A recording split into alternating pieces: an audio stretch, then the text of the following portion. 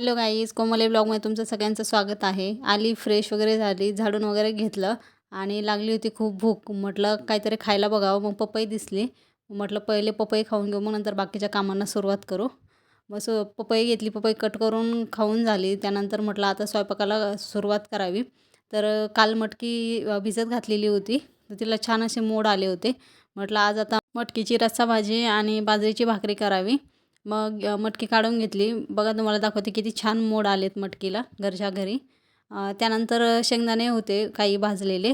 आता डब्यामध्ये भरून हे उरलेले होते. म्हटलं आता याचं काय करू. तर म्हटलं जरासा कूट करून ठेवावं, जेणेकरून कधी भाजीला इमर्जन्सी सकाळी लागलं तर मग परत घाई होत नाही. शेंगदाणे भाजा, परत त्याचा कूट करत बसा.